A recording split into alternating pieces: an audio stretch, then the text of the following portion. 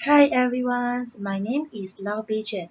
Before I start my presentation, I would like to greet my beloved lecturer which are Dr. Iwan and Dr. Yaya. Today I am going to discuss about my online presentation which is Gerlach model.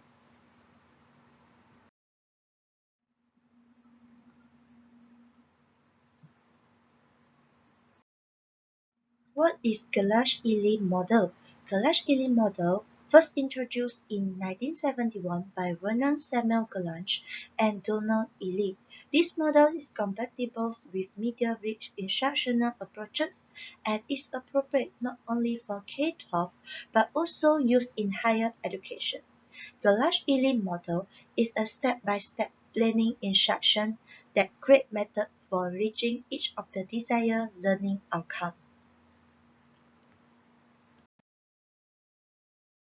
Here are the cycle nature of instruction design which have 10 elements that occur in 5 steps. The first step is specifications of content and specifications of objective. The second step is assessment of entering behavior. The third step is occur in the 5 elements which are determinations of strategy, organizations of group, allocation of time, allocations of space, selections of resources. The fourth step is evaluations of performance. The fifth step, also the last step, is analysis of feedback. The first step, which are specifications of content and specifications of objective, the first two elements are focused on both of these. During this phase, the educator's goals and the objective are to select what content will be prepared and facilitated during learning process. The second step is assessment of entering behavior. Assessment of entering behavior is an assessment of the individual learner's previous knowledge and skill level. Because every student will bring different experience and knowledge to the classroom, it's important to ascertain this element prior to the onset of formal instruction. Determinations of strategy, organizations of group, allocations of time, allocations of space, and selections of resources are the next third step in this design. During this phase, the elements are dependent of one and another. These decisions are simultaneous and interactive. The first one, determinations of strategy, is mean like determines what method you will be used to adopt into instructional curriculum. The next one is organizations of group. This means that teachers can reflect and organize students into different methods such as self-study and a whole class activity. Allocations of time means decisions about how to allocate time for various teaching activities. For the allocations of space, learnings take place in a classroom, laboratory, workshop, and can be extended beyond the classroom. The last one is selections of resources. This is the time teachers utilize to allocate, obtain, and adapt existing instructional needs. The next one is evaluations of performance is also the fourth step. This design element determines and outlooks the overall assessment of the performance. How will students be measured on achievement and attitudes toward content and instruction?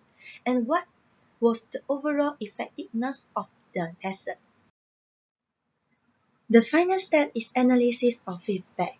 Analysis of feedback is mean like to review all the previous steps. The arrow that run along the bottom of the model from right to left illustrate this step of formative review and revisions. Here are some advantages for Gerlach model. The first one is it works well with most teaching models that are used in today. The second one is allowing objective and content to be determined simultaneously. The third one is provide design goal and specific plans to be reached. The last one is can be applied into a small grouping individually activities or project.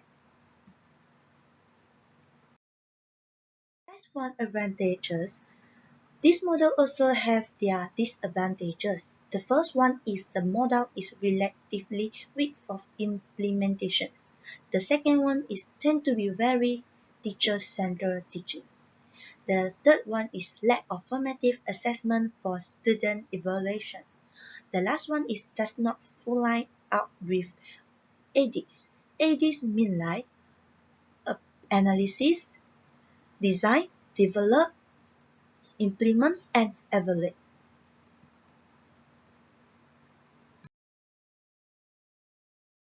Opinion about minimalist presentation design.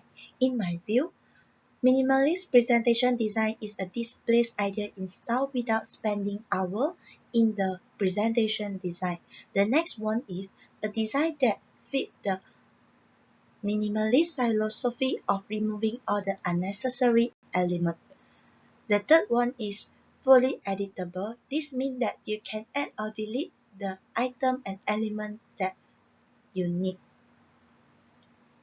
The fourth one is feel free to choose your layout that best fit your content.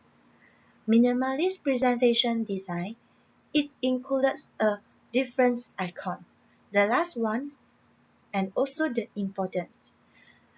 Minimalist presentation design highlights your contents and capture your audience attention. When and why need these models for education? When? When a beginner teacher discusses a lesson in class. When a teacher wants to deliver new knowledge. Why?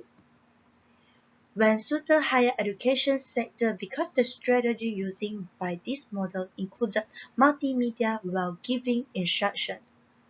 Teachers can select appropriate instructional material.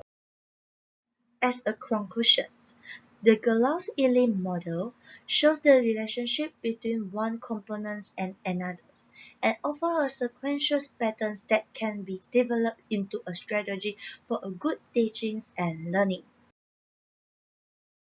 That's all for today. Thank you and hope you enjoy my presentation.